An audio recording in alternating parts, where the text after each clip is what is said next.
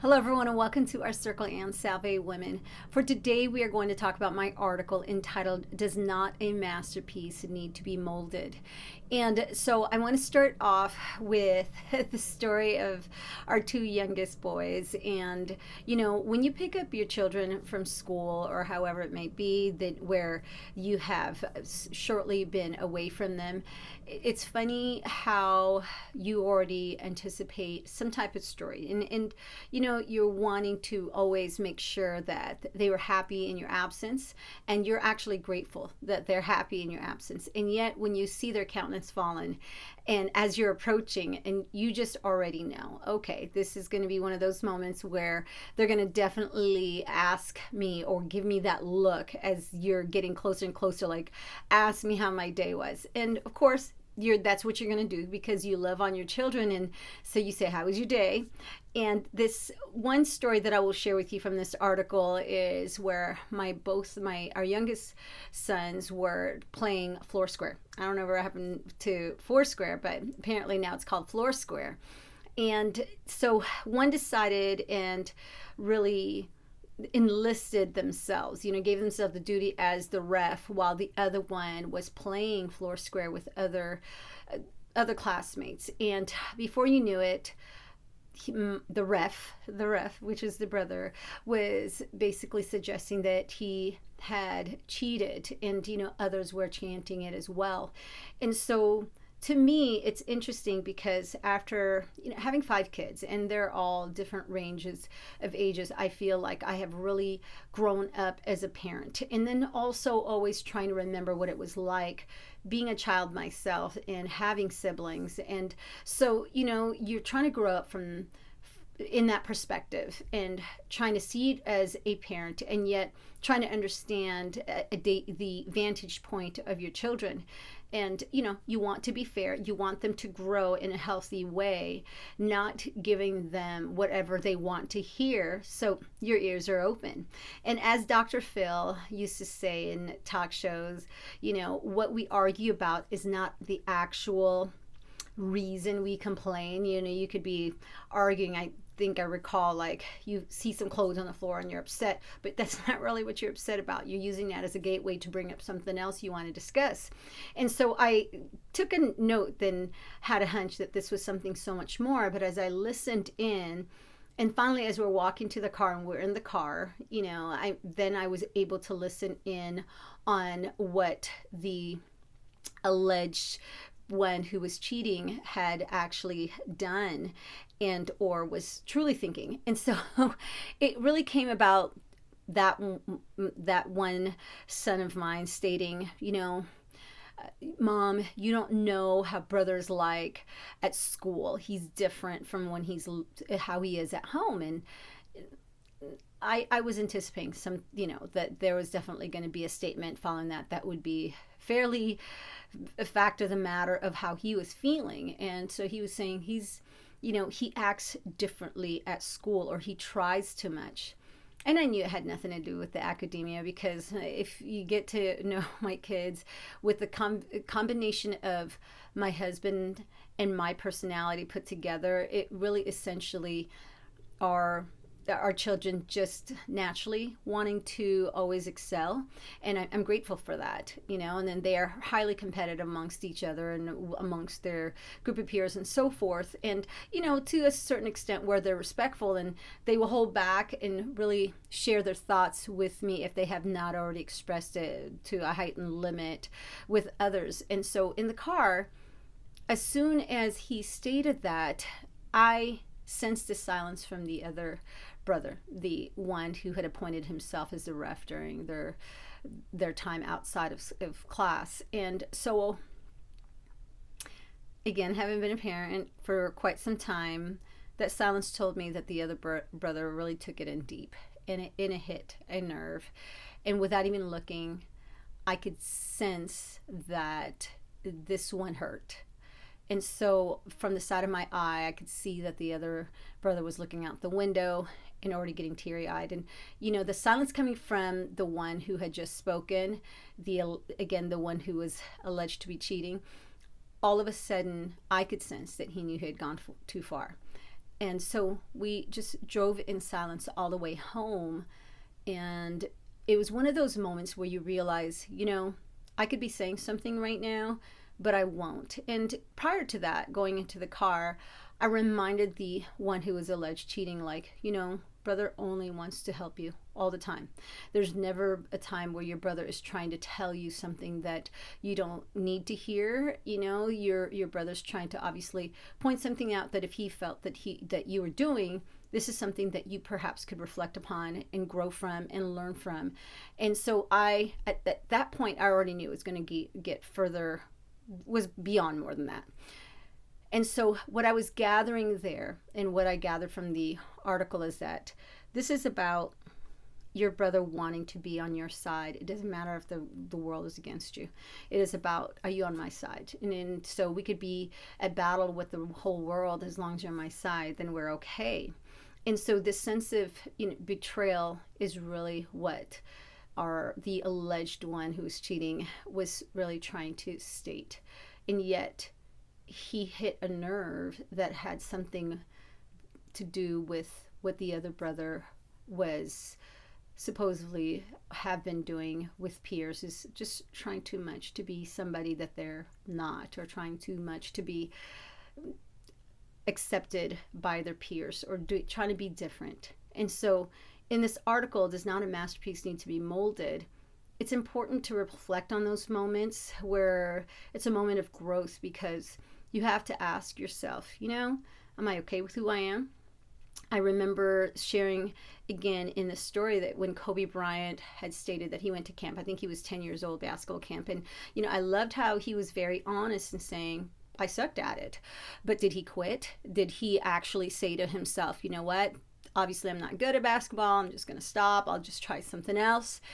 He had mentioned how he kept trying and he kept practicing that summer. And we would not be speaking of Kobe Bryant and all of his ability to perform and practice beyond compare with all of his other teammates. I mean, they spoke of his hard work and his work ethics and his attitude on the court and off the court and so forth. And I think that's an amazing story to share with others. And there are many others that people have held as testimony about their lives where we think, things are just easy. You are who you are, and people just love you for it. And one of the things that I realize about this world is no, not everyone will ever be satisfied of you. If anything, if you are really dependent on other people being satisfied of you, it's going to be a long route. And if anything, it's like just your emotions, putting yourself out there and depending on what other people think and how people think you should be and how you should carry yourself, or the actions that you are supposed to then follow through. It can be very trying. It can be very draining to the heart, mind, body, and spirit. And when my son had said that in the car in regards to his brother who had appointed him as ref, I knew that it had hurt deep, because it made him think as a mother, wow, brother just said something that perhaps I did not want to acknowledge. And it was, we're not that far from the school, but as we drove in silence, I could tell that the one who was alleged of cheating was really sitting there thinking, maybe I've gone too far and I didn't want to hurt him in that way, and yet now I've said it and I can't take it back. And so as we got home, I could have intervened. I could have said something else. And, our routine of coming home and my husband greeting us and asking us how our day was. We've been married and been together so long that our silence gave him the hint, oh, there's one of these moments where I just leave it alone and give it silence a little bit longer.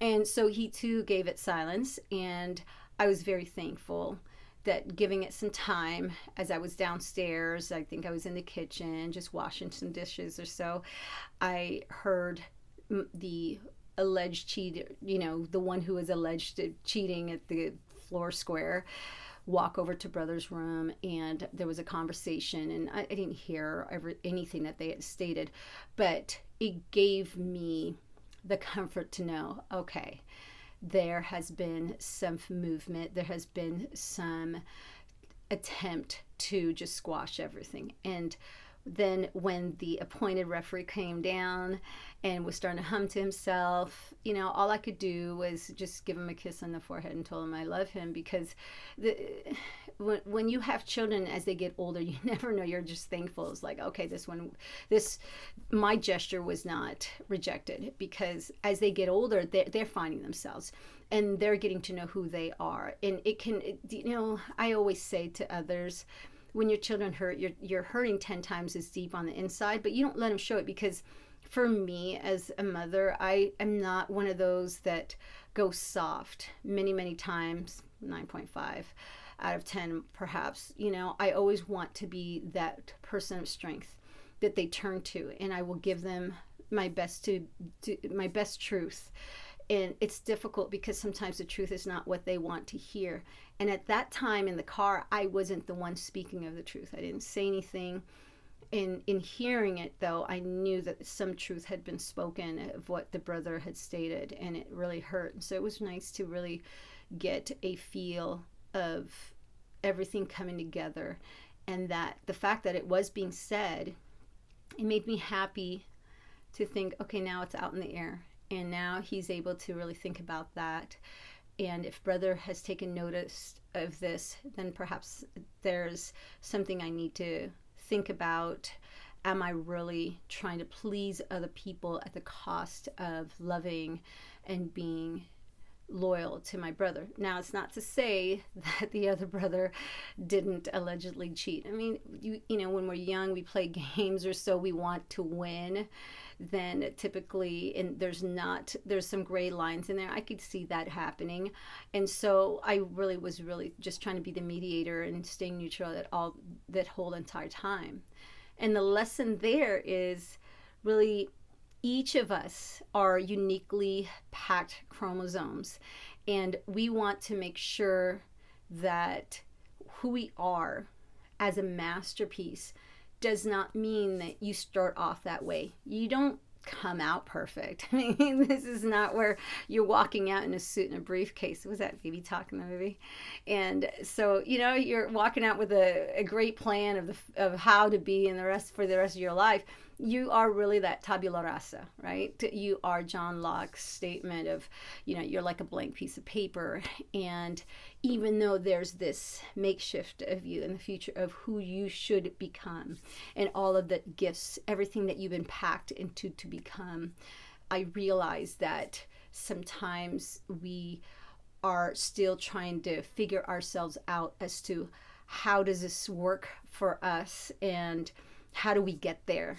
And sometimes we're bumping heads, and sometimes we're bumping heads with ourselves so many times until we finally go, oh my goodness, I've been trying to fit into, with my analogies, a size 5 shoes just because it's so pretty, and yet I've always been a size 6, and here I am now walking around with blisters when I really should have just gone on with a size 6. And in life, that's how we are. And you cannot be, to me, it's a moment of asking yourself, is this who I am? And if this is who I am, can I live with it? And am I okay with it? Because if you cannot please the world, then the best thing you can do is, at least for me, the way I look at it is can you come to God and say to yourself, everything that you have wanted me to be, have I gotten there?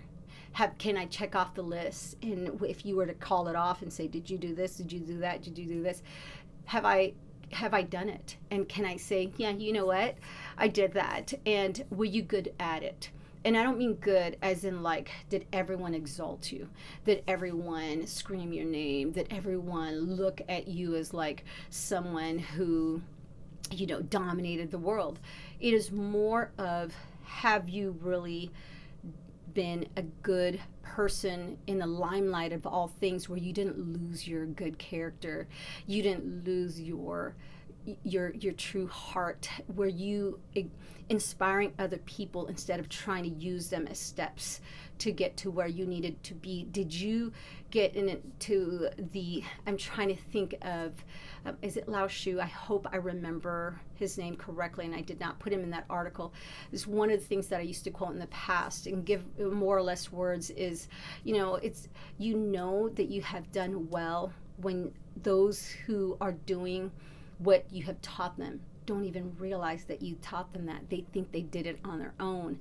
And that's that piece right there. When I look at my children and I know that they have been able to grow without really me saying much, I am thankful for that, because I know that they're this masterpiece already, and all I have to do is do my best to keep him on track and get him in that path. Because tried and true, there's going to be so many people who are going to derail you, because some people, they would rather derail other people than focus on their own lane. My husband said that to me, at one time: stay in your lane. And I needed to hear that, because sometimes we're so fixated in trying to fix other people, and yet, you could be the one person that needs that most focus on, and that really just that self-reflection, going, how am I doing today? What am I doing today? How am I speaking? How am I interacting with other people? Have I inspired other people? Have I motivated other people? Have I been good to people? Have they made, themselves feel very powerful? Are they empowered around me, or have they felt belittled? How have I impacted their world? And it's not to say that you are responsible for other people's lives, but what type of light have you really been able to create around the world, where you have not become people's darkness, that all of a sudden they're starting to doubt themselves. They want to become a doctor, and now you're telling them to become a nurse because that's faster, that's easier, it makes money, and so forth. And yet it's like, okay, there's nothing absolutely wrong with nurses, amazing nurses out there. Just like if a person was to look at me and go, why would you want to teach? And yet I'm like, this is my calling right now, and this is what I have to do, because I know there are children out there. It's like one more starfish, one more starfish, one more starfish. And I can relate to the nurses that do that. But when it comes to who you are as a masterpiece being molded, are you allowing yourself to get to who you truly are by listening to your what's inside of you, and still staying good and benefiting from everything that you're taking in, empowering yourself to go, wait a minute, this is my natural gift, and I could do this at ease, instead of trying too much, as my son had stated, in trying to make other people happy, or getting them to accept who you may not be. There could be only one Cinderella amongst all the other stepsisters trying to fit into the shoe, and you're that Cinderella, and you have to believe in yourself and staying good, being able to communicate in a manner of comfort and ease within your heart. And so I think that with everyone, and it's so nice to see that, when my children are really having that interaction with one another, and having had interaction with their peers, that they're getting to know who they are as a person. And if you are trying too much, are you really trying to a point where you're losing who you truly are, and trying too much to please other people? Because you are that masterpiece, but at the same time, are you moving towards that masterpiece that you were created to be? Or at the end of the road, will you look back and go, I didn't check off every one of the things that I knew was anticipated of me to become? You have many moments of your life to check off things. And did I derail myself? Because at the end of the day, no matter how many people try to take into an influence in your life, you are accountable for your own actions, and you have to look back and go, have I gotten there? Have I gotten to me? So in the words of my mother, God bless us all. Thank you for listening. And no matter what you are doing in life, just understand, if you are trying too much, are you doing it for yourself? Are you doing it to find you, or are you losing you in trying too much? Have a great day, everyone. We will see you next time, and thank you so much for listening.